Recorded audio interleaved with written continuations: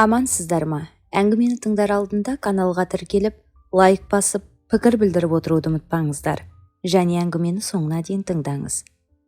Гүлжайнаның ажын торлаған жүзі мен мұң басқан жанарынан оның тағдырының өте ауыр болғанын сезу қиын емес еді. Жасы 38-ге жаңа толған байғұс әйелдің өміріне құлақ қоя ұға тыңдаған мен де көңілім босап қоя берді. Жаның ашиды ақ, бірақ қолдан келер амал қайсы. Ол баста маңдайына жазылған тағдыры солай болды.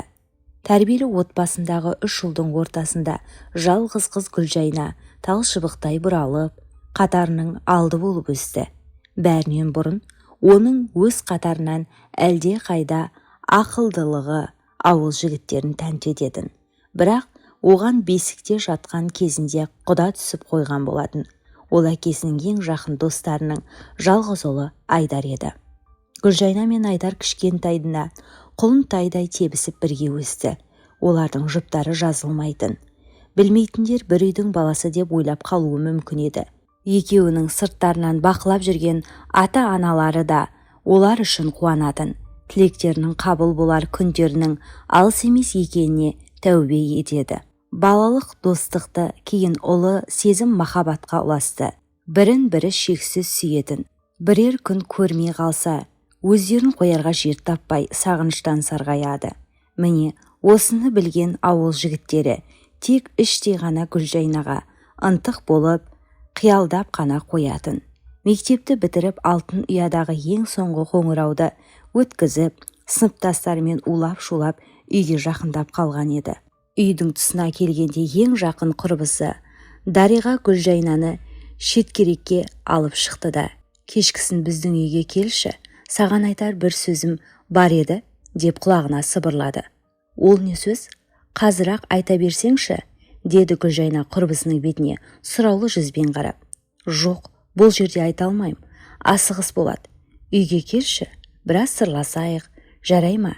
Келесің ғой, деп қиылып тұрып алған соң, көп ойланбастан келісе салды.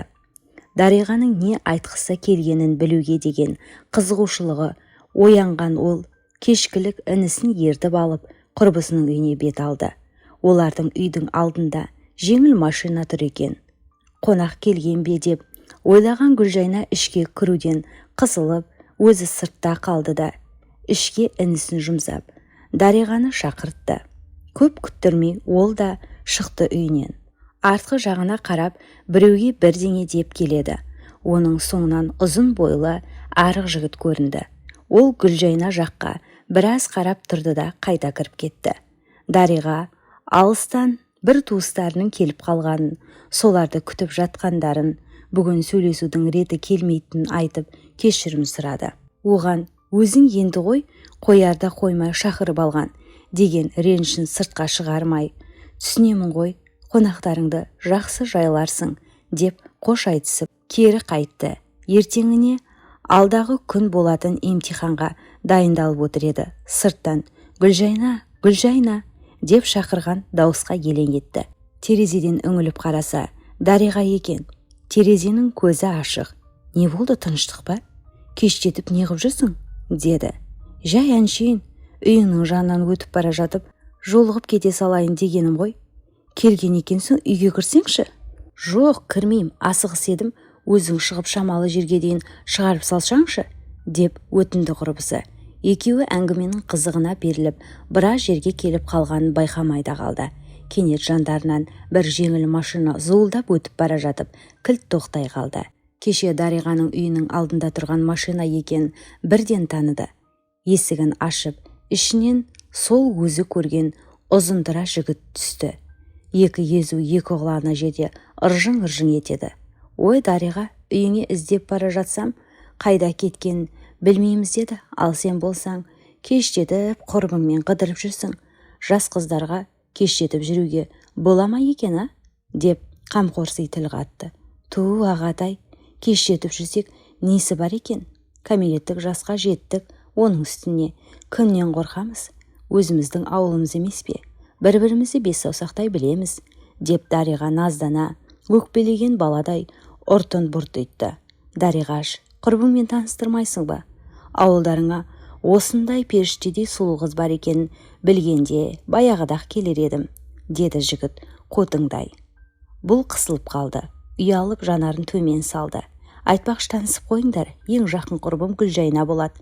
Ал мына жігіт менің Жамбыл облысы Шу деген қаладағы тұратын немере ағам. Есімі Ердәулет, деп Дариға екеуіне алма-кезек қарады. Гүлжайна жанарын көтермеген қалпы жігіттің қолына өзінің сүйріктей саусақтарын салды. Қолыңыз не деген жұмсақ, құдды мақтадай ғой, деп жігіт қыздың ұялғанын қызық көргендей онан сайын қысылдыра түсіп қолынан қыса-қыса қалды. Гүлжайна қолын жылдам тартып алды. Ой, аға, ұялта бермесеңізші құрбымды. Одан да машинаңызбен серуенге шақырмайсыз ба?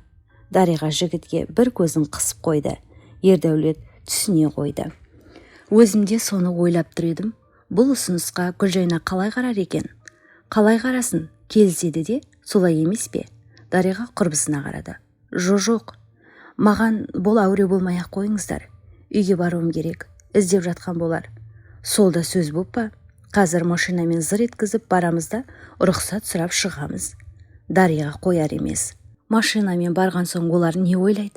Ендеше көздеріне көрінбей, жарты сағаттан соң қайтамыз ғой.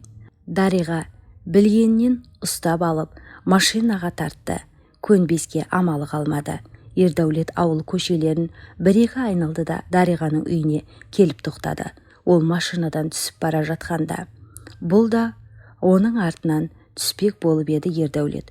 Гүлжайна, отыра бер, үйіңе жеткізіп салайын, деп тоқтатты. Дариға да, мен ағама сенем, ештеңеден қорықпа, деген соң байғұс қыз көзі жәутеңдеп қала берді.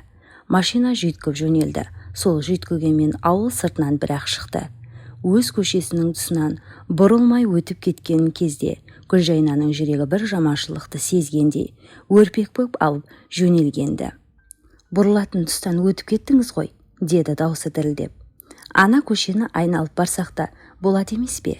Жігіт қоянның көжегі сияқты бұрышта бүрсейіп отырған қызға мойнын бұрды. Қорқып отырсың ба? Адам жейтін әзірейіл емеспін, неге қорқасың? Ағатай, мені үйге тезірек жеткізіңізші. Бойын үрей билеп, қалш-қалш еткен қыздың даусы тым баяу шықты. Құдай-ай, деді ішінен. Машинасына неге міндім екен? Дариғадан қалып нем бар еді?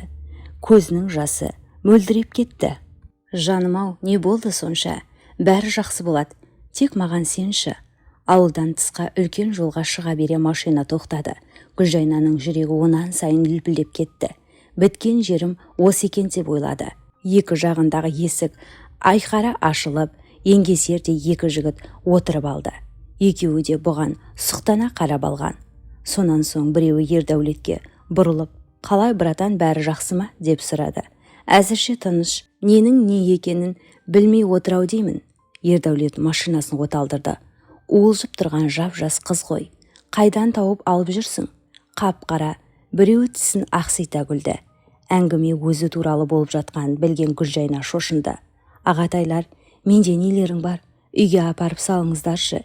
Мен мектепті енді бітірген қызбын ғой, деп жігіттің бірі төмпештей жөнелді. Сондағы ойы, олар үшеулеп мені зорлап қорлайтын шығар болды. Ойбайлап, сала айғайлады, жалбарына жылады, бірақ онысынан түк те шыққан жоқ. Шөлмектер шашылып, екі жігіт тілек айтып, өздерінше мәз-майрам. Бақытты болыңдар, үбірлі-шүбірлі болыңдар, деп жатыр. Бұл тілектердің бәрі Гүлжайнаның санасына кіріп жатқан жоқ. Әбден шаршап, шалдыққан ол талықсып ұйықтап кеткенін байқамайда қалды. Қанша уақыт өткен білмейді, есін жиып оянса, таң жаңа атып келеді екен. Жан-жағының бәрі тау ма, қалай өзі? Өмірі көрмеген жерлер ғой мынау. Екі жағындағы жігіттер отырғышқа бастарын қойып, ауыздары ашылып ұйықтап жатыр. Машинаның ішін арақ пен темекінің жағымсыз иісі алып кеткен. Қалғып мүлгіп Ердәулет отыр рөлде. Мені қайда әкеле жатырсыңдар? Мынау қай жер өзі? Деп Гүлжайна айналасына бажырая қарады. Құдай қаласа сенің екінші жұртың болады. Қайдағы жұрт? Не айтып отырсыз? Қыз даусы қатқыл да ащы шықты. Оның даусынан қапталында ұйықтап жатқан жігіттердің бірі оянып кетті. Не болды? Неге айғайлайсың? Қайда келдік өзі? Деп ол да айналасына алаң-жұлаң етті. Мынаған қайда келе жатқанын түсіндірші. Әлі санасына жетер емес. Ердәулет Гүлжайнаға көзін аларта қарады. Түсіндіретін несі бар?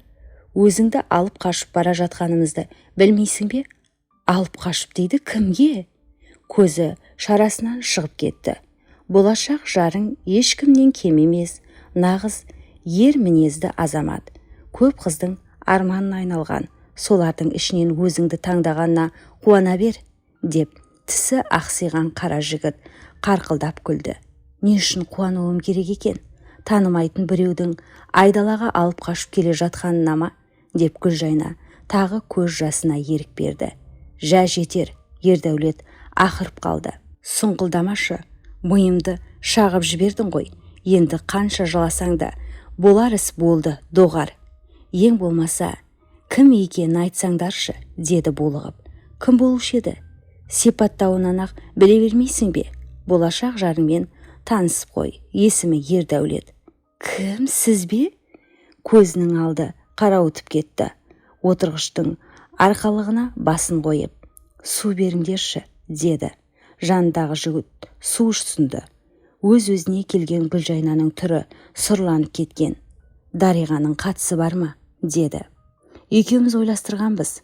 Ердәулет қулықсыз жауап берді. Сұрқия, сатқын. Онда әлі ештеңе сұрама. Қабағын қарс жапқан күйі отыра берді. Түс ауа машинаның сигналы барынша бабылдатып Ердәулет ауылына кірді. Бұл жақтағылар дайын-ақ отыр екен. Қолына үлкен ақ орамал желбіретіп бір әйел жүгіре шықты. Гүлжайнаның машинадан түсіру еңгезерде екі жігітке қиын болған жоқ. Көнбесіне қоймай, қуыршақтай көтеріп алды да шымылдырықтың ішіне бір-ақ шығарды. Әлгі қатын болса, солармен жағаласып қыздың басына орамал жаумақ әлек. Бұл салған орамалды жұлып алып тастаса, ол қайта жабудан жалығар емес. Ақыры дегеніне жетті-ау. Екі иығы дірілдеп, ақ шымылдырғы ішінде қыздың өкініштен өзегі өртеніп отыр. Амал қайсы? Қызымызды қайта алып кетеміз деп ашуға мініп келген қуғыншыларды жігіт жақ олай да бұлай да айналдырып, әлек-жәлек жүріп көндірді. Сыбаға тамақтарын беріп, тойдырып арақ ішкізіп, төс қағысып шығарып салды. Соңғы үміті солар болған. Гүлжайнаның сағы сынып, амалы таусылып Ердәулеттің жары болып қала берді. Бұл хабарды естіген Айдар тіпті есінен айрылып, жынданып кете жаздады. Қыздың өз еркімен кетпегенін, алып қашудың құрбаны болғанын іші сезді. Оның да бар үміті қуғыншыларда болған. Өз еркіммен келген жоқпын, деп жылап отырған Гүлжайнаны тастамас, өздерімен бірге ала келер деп ойлағанды. Қуғыншылардың мамыражай тойлап келгенін естігенде өзін қоярға жер таппады. Неше күн бойы ешкіммен сөйлеспей, бөлмесінен шықпай оңашада ас сусыз жатып алды. Енді не істемек? Сүйгеннен мәңгіге айырылып қала бермек пе? Тағдырым осылай болыпты деп көне беруі керек пе? Жоқ. Мен күресуім керек. Өзім ақ барып алып келем, деп шешімге келген ол ешкімге айтпастан оның артынан іздеп бармақшы болды. Бірақ оны қайдан таппақ? Есіне түсті. Әлгі Гүлжайнаны алып қашқан жігіт Дариғаның туыс ағасы деп естіген. Содан сұрау керек. Дегенмен Дариғадан оның мекен жайын білу оңайға соқпады. Басында қорқытып көріп еді, одан еш нәтиже шықпады. Болмаған соң жалынып жалбарынып отырып, ақыры біліп алды. Бұл уақытта Гүлжайна өзін жас келінді емес, түрмеге қамалған адамдай сезінген. Ердәулетте алғаш бас қосқан күннен бастап жас жарын кез келген еркектен қызғанады. Тіпті той үстінде әлі беті ашылмаған Гүлжайнаның шымылдырығын көтеріп, бір досы пах-пах неткен сұлу, қордың қызындай ғой, деп тамсана таңдайын қаққан. Ердәулет оның жағасынан алып, сыртқа сүйреп шығып, бүкіл жиналған елдің көзінше, сен неге менің қатыныма көз саласың, деп тепкінің астын алыпты. Ілмеген арық болса да, ішкеннің әсерінен бе, әлгінің басын көтертпей ұрып тастапты. Тіпті ашуын кімнен аларын білмесе керек. Шымылдырғы ішінде отырған бұған: менің досыма көзіңді салсаң, көзіңді емес қиығыңмен қарайтын болсаң, менен жақсылық күтпе, деп ескертті. Осы жасқа келгенше еркек атаулыдан жәбір көрмеген байғұс қыз бір уыс болып кірпіше жиырылады. Бұдан кейінгі өмірі тіпті өмір болмай кетті. Себепсіз тіл одан кейін қол тиетін болды. Бір күн сау жүрмейді. Күнде кешкілік сүйретіліп мас болып келеді. Келеді де қарап отырмай келіншегіне: сен өйттің, сен бүйттің деп жала жауып миын жейді. Жас жұбайларша ойнап күлу, бірін-бірі еркелету бұларда жоқ. Ердәулеттің мекен жайын біліп алған Айдар жанына екі жақын әрі сенімді досы Аркенді ертіп алып Жамбылға қарай бет алды. Дариғаның берген мекен жайында қиналмай тапты. Итті абалата дарбазадан кірген бұлардың алдарынан алпыстарға келіп қалған ер кісі шықты. Ассалаумағалейкум, аға, Ердәулеттің үйі осы ма? Осы, өздерің кім боласыңдар? Жаңылыспасақ, Ердәулеттің әкесі боларсыз. Дәл солай. Біз келініңіз Гүлжайнаның туыс ағалары боламыз. Оң болсын айтып келген едік. Құда боламыз десеңдерші, төрлетіңдер. Күйеу бала қайда? Ол ма? Ердәулеттің әкесі кібіртіктеп қалды. Әлгінде жұмыстан шаршап келіп, демалып жатып қалған. Гүлжайна қонақ келді, деп дауыстай өзі алға түсіп, алып елпілдей жөнелді. Сиыр сауып болып, шелегін қолына ұстап қорадан шыққан Гүлжайна: ау ата, кім келді дейсіз? Деді де аузы ашылып тұрып қалды. Тіпті шелегі қолынан түсіп кете жаздады. Есінен адасқан жандай сол орнынан қатты да қалды.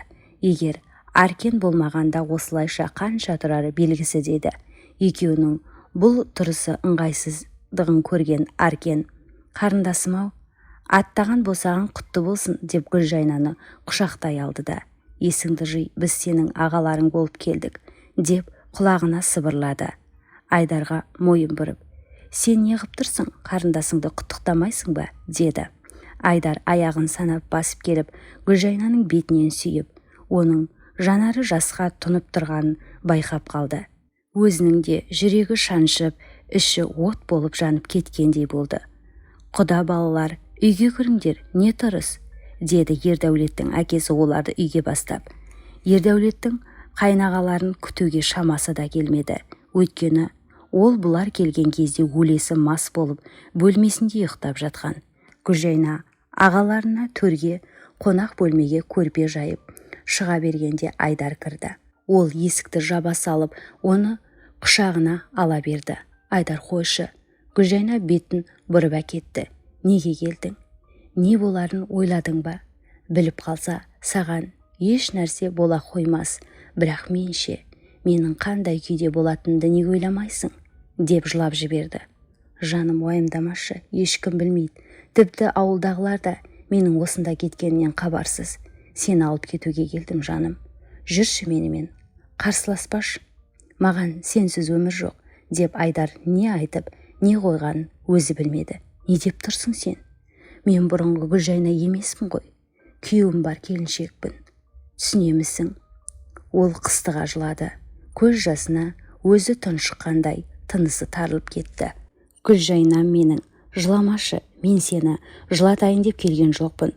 Отыршы, өз-өзіңді ұсташы. Айдардың сүйреуімен көрпеге тізе бүккен ол ауыр демалды да сөзін ары қарай жалғап кетті.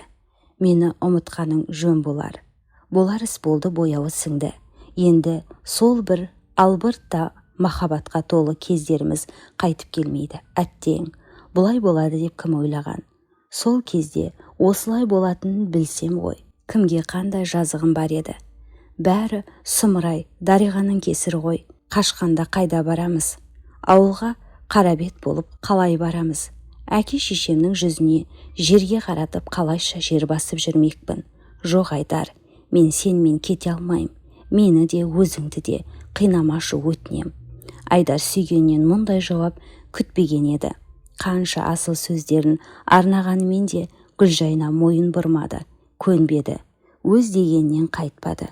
Қой, мен ас қамына кірісейін, деп орамалының ұшына көз жасын сүртіп, орнынан көтеріле берді.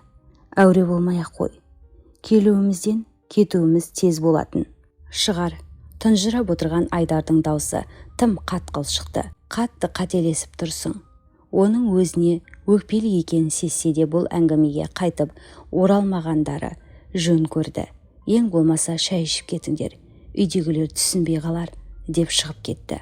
Қонақтар шай ішіп болған соң кетеміз деп түрегелгенде, олардың жатып жайланып кетер деп қазанға ет салуға асықпай отырған үлкендер таңырқап қалды. Ау, қонақ кәде деген болады екен, асықпай отырып тамақтанып қонып дегендей, деп Ердәулеттің әкесі қипақтай бергенде сөзге шапшаң пысық Аркен осы жерде бір жолдасының үйіне барып қонатындықтарын айтты. Келін, ағаларыңды есік алдына дейін шығарып сал, деді енесі. Үшеуі сыртқа шықты. Шай үстінде томаға тұйық отырған Айдар сыртқа шыққан соңда ештеңе де қоймады. Гүлжайнаға тіктеп қарамады да. Ал Гүлжайна, аяқ астынан келіп қалғанымызға айып етпе. Тасты қопарғандай болып келіп едік, жасып кетіп барамыз. Қандай шешім қабылдағаныңда Айдардан естідім. Мен сені кінәламаймын және түсінемін де. Осылай боларын білген, бірақ Айдардың пейілін қайтарғым келмеді. Бір жағынан күйеуімен танысып, қандай жігіт екенін білгім келген. Онымен де көрсе алмай барамыз. Не деймін, бақытты бол, деді Аркен. Бұл сөздерді үнсіз тыңдап тұрған Гүлжайнаның жанарынан жас тамшылады. Көзінің астымен қимастықпен Айдарға қарап қояды.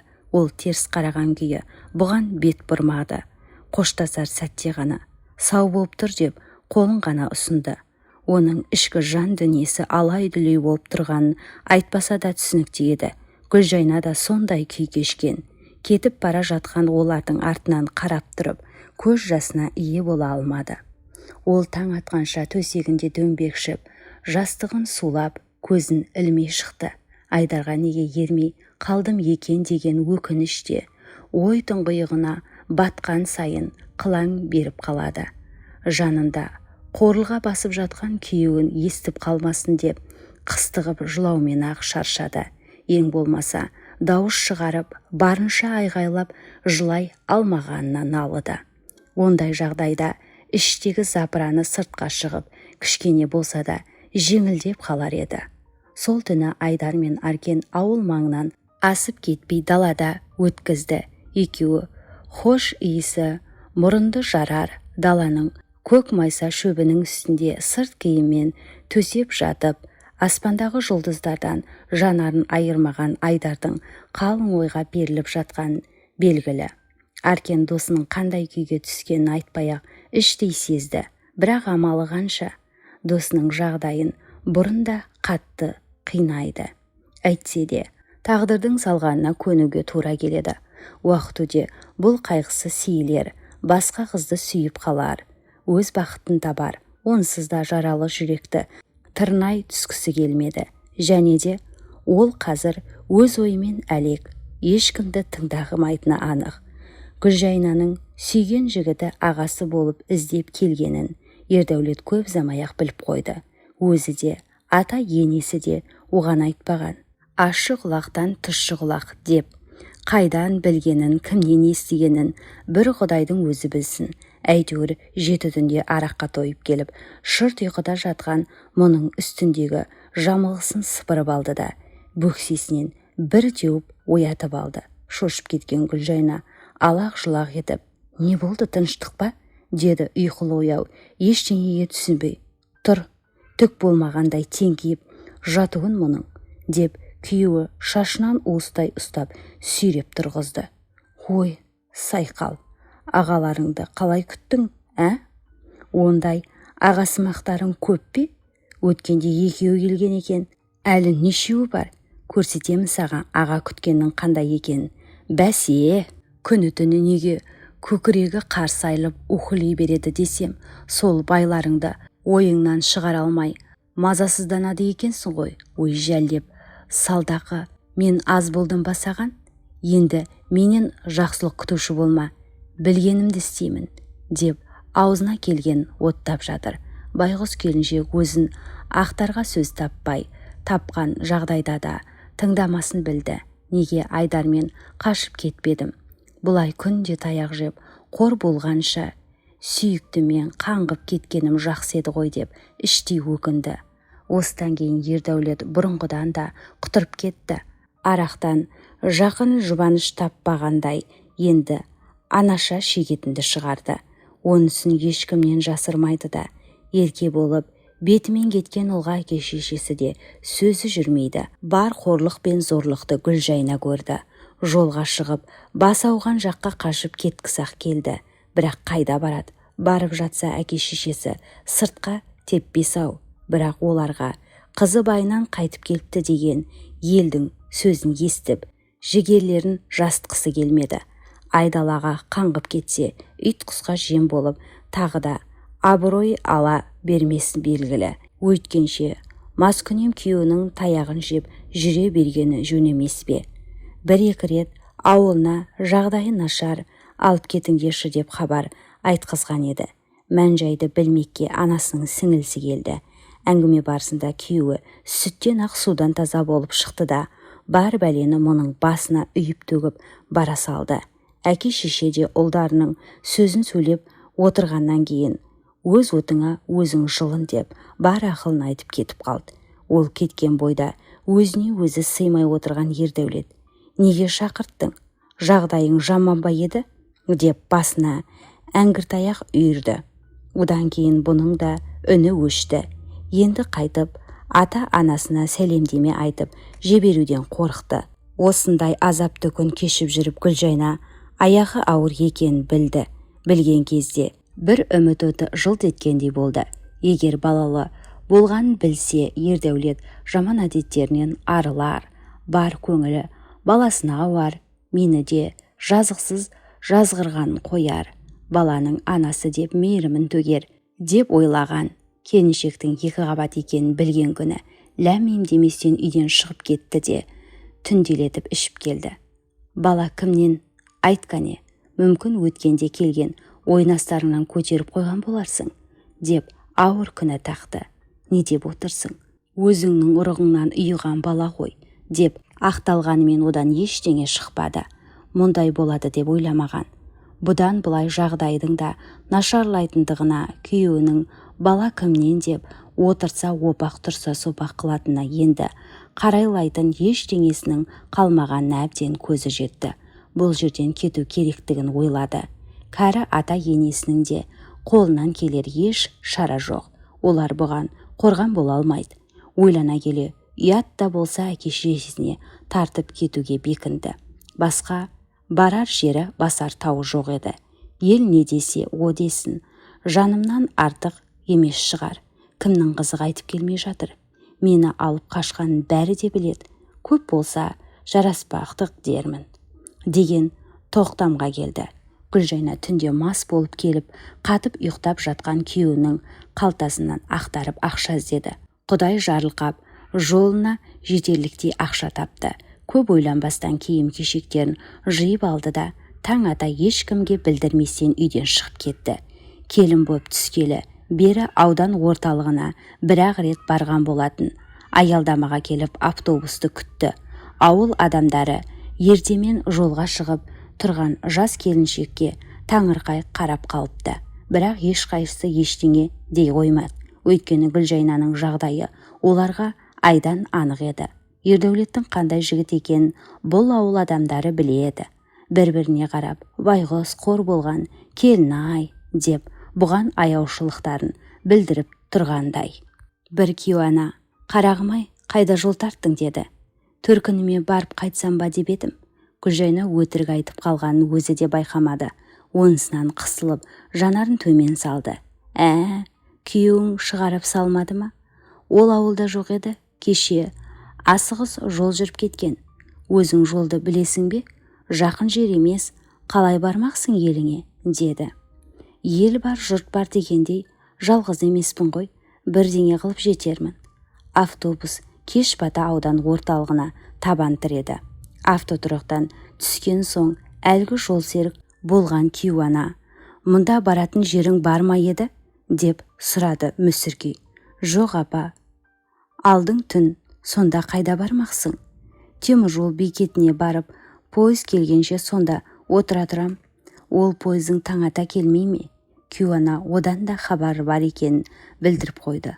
Солай шығар, қой айналайын, бөтен емеспіз, жүреге. Мына жақта жерде бала мен келін тұрады. Рахмет апа, салмақ салғым келмейді, жалғыз қалуға қорқа соқтап тұрса да сыпайылық сақтады. Жоқ шырағым, қайдағын айтпа, таңертең бала мінгізіп жібереді ғой пойызыңа. Жүр.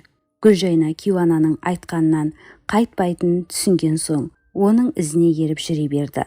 Жалғыздан жалғыз теміржол бекетіне әркімнің көзіне түсіп мөлдіреп отырғаннан гөрі жолы болып бір жанашыр адамның кездескеніне мұндай қуанбас. Таңертең Кюананың баласы Шымкентке баратын пойызға шығарып салды. Оның қарт анаға деген алғысы шексіз еді. Шымкентке келген соң елден сұрастырып жүріп автобекетті де тапты. Сол жерде Сарыағашқа баратын автобусқа отырып, одан ауылына да жетті-ау. Азып тозып келген қыздарын көргенде әке шешесінің сай сүйегі сырқырап, анасы онымен қосыла жылады. Әкесі қанша білдірмейін десе де, қолын көзіне апарып қалғанын өзі де сезбей қалды. Қыздарының жадау түрі оларды шошытты.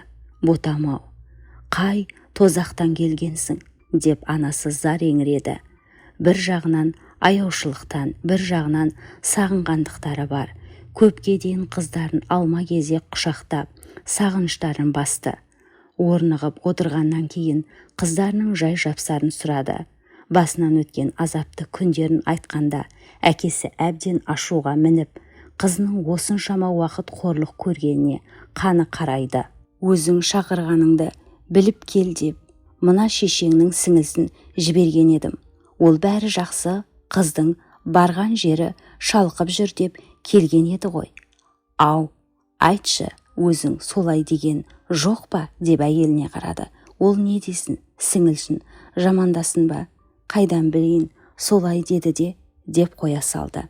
Гүлжайнаның келгенін естіген Айдар екі өкпесін қолына алып, қанат біткендей ұшып келді. Екеуі оңаша кездесті. Гүлжайна оны шынымен көргеніне әлі де сене алмай тұрған Айдар. О баста бізді Құдайымыз бір-біріміз үшін жаратты ғой. Енді ешкім айыра алмас. Айрылғым да келмейді. Екеуміз бас қосамыз жаным. Үйге келін етіп кіргіземін. Тек қарсы болмашы деп Айдар келіншектің белінен құшақтап өзіне тартты. Айдар, мені тыңдашы, деп оның қолын ысырды. Беті ашылған келіншекпен бойдақ жігіт жарасып кете қояр ма екен? Ел не дейді? Айтса айта берсін. Ешкімнің екеумізде шаруасы болмасын. Аттастырылып қойғанымызды бәрі біледі. Солай-ау, бірақ тағы бір жағдай болып тұр ғой. Ол не жағдай? Ашығын айтшы. Менің бойыма бала біткен. Бірақ әкесі оны мойындамай қойды. Айдар тосылып қалды. Сәл ойланып отырды.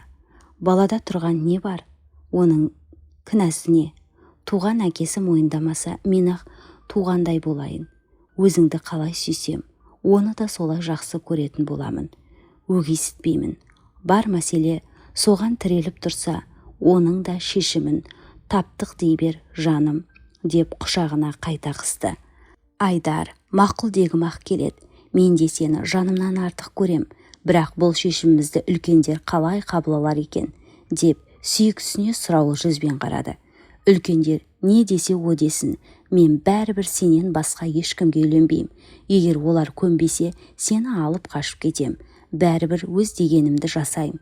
Біз бірге болуымыз керек. Бірге боламыз да, деп кесіп айтты. Айдардың әке-шешесі жалғыз ұлдарының шешіміне қарсылық білдіргенімен, оның айтқаннан қайтпайтынын білді де амалсыз келісімін берді. Я, ердәулетті әйелдің артынан іздеп келіп кешірім сұрар деп ойлаған Гүлжайнаның әке-шешесі күн артынан күндер өткен соң одан үміттерін үзе бастады. Айдардың әке-шешесі үлкен кісілер жіберіп қыздарын сұрап келгенде еш ойланбастан ризашылықтарын білдірді. Оның үстіне қыздың іші шықпай тұрып, құтты орынға қонуға асықты. Екі жақтың келісімен арада көп уақыт өтпей-ақ Айдар арманына қол жеткізді. Ал Гүлжайна болса өз еркімен сүйіктісінің босағасынан аттады. Мұның тұрмысқа шыққалы жатқанын Ұзынқұлақтан естіп Ердәулет нағыз той болып жатқан күні үстінен шығып, бас қосу тойларының шырқын бұзсам ба деп жаны қалмаған еді. Той тарқағанша есікке қараумен болды.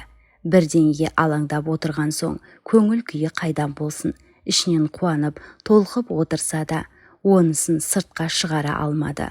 Бұған жәутең қараумен отырған Айдар да оның ішкі ойын сезген сияқты, бірақ ол да сыр бермеді. Ол өзіне қарап қалған кезде Гүлжайна еріксіз езу тартқандай болды. Той аяқталғанға шейін Ердәулеттің қарасы көрінбеген соң Гүлжайна көңілденгендей. Ондағы өзгеріс те Айдар бірден байқады. Сүйіктісіне күлімдей қарап, қайта еміреніп қояды. Гүлжайна Айдардың үйіне келін болып түскелі, жүзі жадырап, көңілі тасып, нағыз шаттықтың дәмін татып жатыр. Сүйіктісінің құшағында бақыттан басы айналып, Ердәулетпен тұрғанда кеш батқанын, оның жанына жату керектігін есіне түскенде өз-өзін қоярға жер таппай, тіпті қашып кеткісі келетін.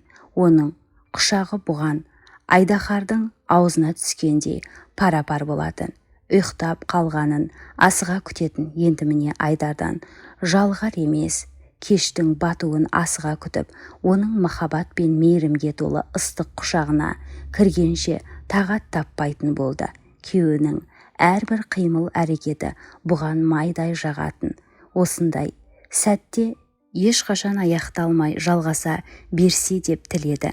Гүлжайна мен Айдар бірге өткізген бұл жұмақты күндерді ұзаққа созылмады. Оған Ердәулет себепші болған еді.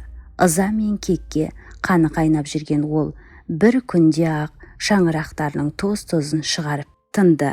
Айдардың әке-шешесі қаладағы туыстарына 2-3 күнге қыдырып кеткен болатын. Үйде екеуі қалды. Бір кеште бірін-бірі елгеретіп, дастархан басында кешкі астарын ішіп отырғанда сыртқы есік ашылды. Екеуі де елең ете қалды. Үлкендердің келіп қалғаны ма деп Айдар көтеріле бергенде Гүлжайна «Отыра бер, мен ашайын» деп тұрып бара жатып, басынан сырғып түскелі тұрған орамалын жөндеп есікке ұмтылды. Есікті ашып қалған ол әдепкіде шәпкісін көзіне баса киіп, теңселіп тербетіліп тұрған адамды танымады. «Кімсіз, кімді іздеп жүрсіз?» деді. Әлгі адам шәпкесінің маңдайын жоғары көтеріп, бұған отты жанарын қып-қызыл көзін қадағанда Гүлжайна шалқасынан түсе жаздады. «О сұмдық, сен бе едің?» Түрі қашып кеткен ол кейін шегіне берді. Келіп тұрған Ердәулет еді. «Иә, менмін. Күтпеп пе едің?» деп алға ұмтылған ол келіншекті жұдырығымен қойып қалды. Гүлжайнаның Айдар деуге ғана шамасы келді. Қатты соққыдан шалқасынан құлап, бір сәт есінен танып қалды. Келіншектің жан даусын естіп, ұшып тұрып жүгіре шықты. Айдар ненің не екенін білмеген күйі қақ маңдайынан тиген ауыр соққыдан ұшып түсті. Анаша шегіп, есірген Ердәулет сұлап түскен Айдардың үстіне шығып алды да бар күшін сала үсті-үстіне ұра берді. Сау тамтығын қалдырмай сабап тастаған ол Айдардың жанды жеріне тиіп о дүниеге аттанып кеткенін байқамады да. Есіріп алғаны сонша көзі түк көрмеді, жүрегі ештеңені сезбеді. Есін жиған Гүлжайна жайлап көзін ашып, жүн сабап жатқандай Айдардың таяқтың астында алғанын көргенде шыңғырып жіберді. «Ойбай, тиіспе оған, ісің мен болсын, оның жазығы не?» деп өкіріп Ердәулеттің костюмінің шалғайынан тартты.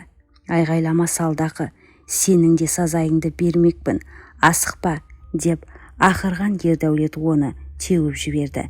«Менен қашып қайда барамын дедің? Көрсетемін мен саған қашқанды.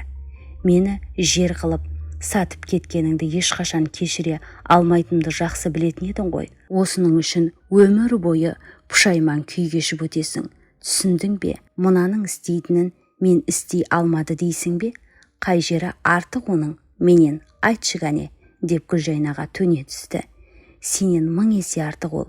Сен адам емес хайуансың. Білесің бе оны? Естейін дегенің осы ма? Деп оған тістене қарады. Бұл сөзге онан сайын ашынып кеткен Ердәулет Гүлжайнаны жұлқып үстіндегі халатының омырауын тартып екі жаққа айырды. Итеріп жіберіп шалқасынан түсірді де үстіне мініп алды. Міне, сенен кегімді қайтардым салдақы. Енді маған бәрібір, деді де ұйқыға кеткен адамдай даулаға басып, сүйеп көзін тас жұмды. Бар күш-жігерін жинап, денесін көтеріп, жүресінен отырған Гүлжайна Ердәулетке жеркене әрі кектене қарады. Анадай жерде жатқан Айдардың жанына еңбектеп барды. Қанға боялған оның денесін көріп, айқайлап жіберді. Айдар жаным, тұршы, басыңды көтерші. Бұл мен ғой Гүлжайнамын, деп оның басынан сипады. Үйіп қалған қанды ұстап, алса керек қолы қоймалжың сұйыққа былғанды. Есінен адасқан жандай. Тұр деймін мен саған, неге жатырсың? Деп ышқына айғайлап, күйеуінің өлі денесін жұлқылай берді. Оның енді тұрмасына көзі жетті. Орнынан тәлтіректей көтеріліп, айналасына көз салды. Не істеп тұрғанын өзі де түсінбеді. Кенет ошаққа сүйеулі тұрған балтаға көзі түсті. Балтаны қолына алып, жаңа көрген затындай айналадағы қарап қалды. Қолы қалтырамады. Қорқыныш не аяныш сезімін сезінбеді. Қаннан қаперсіз ұйықтап отырған Ердәулетке жақындап келіп, оған бір сәт үнсіз тістене қарап тұрды да, қолындағы балтаны сермеп қалды. Ердәулет сол отырған жерінде бір жағына қисайып құлап бара жатты. Осыдан кейін үстіндегі пәресі шыққан халатымен сыртқа беттеді. Бұрын соңды көрмегендей аспандағы құжынаған жұлдыздарға қарап тұрды да, езуін тарта жымиды. Неге жымиғанын өзі де білмейді. Бір кезде есіне бірдеңе түскендей қабағын түйіп алды.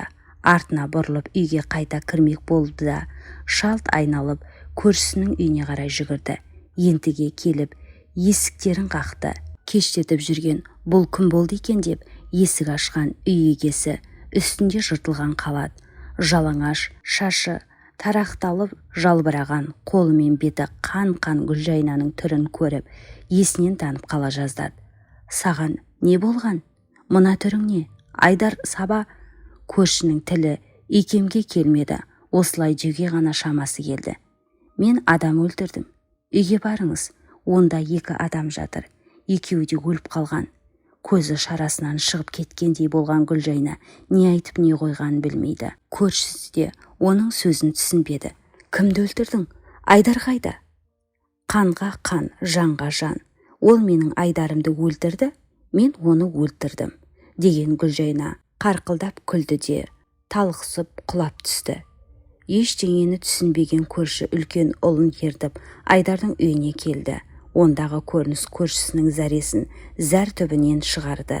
Дереу милицияға хабарласты. Гүлжайнаның өлтірдім дегені Ердәулеті құлақ шекеден тиген, онша ауыр емес соққыдан талып қалғаны болмаса қатты зақым алмаған екен. Сол жерде қолына кісен салынып аудан орталығындағы ішкі істер бөлімшесіне алып кетті. Ал Айдар ауыр соққыдан жан тәсілім еткен екен.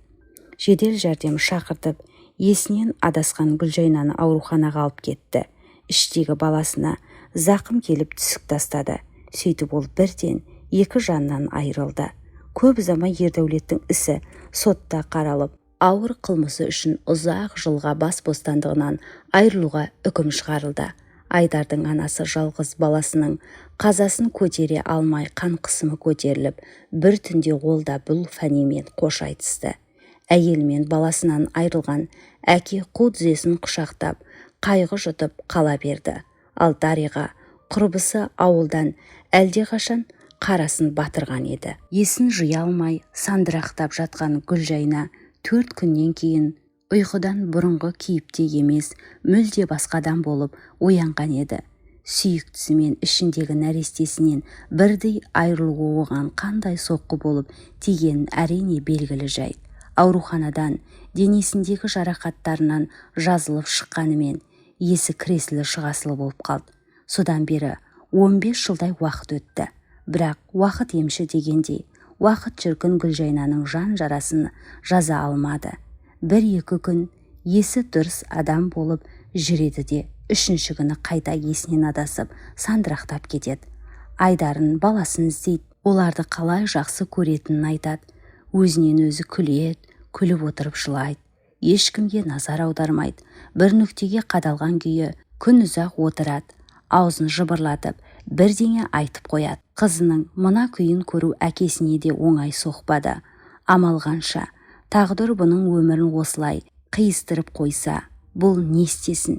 Міне, өзінің жасынан тым қартайып көрінуіне осындай қиын да қатал тағдыры себеп еді. Ердәулет сол түрмеден қайтып оралмады. Білуінше, оны түрме заңы өлім жазасына кесіп, сол жерде өзі сияқты қылмыскерлер қолынан мерт болыпты. Гүлжайнаның өткен өмірін ешкім тіпті қас жауына да тілей алмас. Оған кім кінәлі, кімді кінәларсың? Оның қателігінің құны осы болды. Әңгіменің авторы Шымкентбай Жұмағанбетов.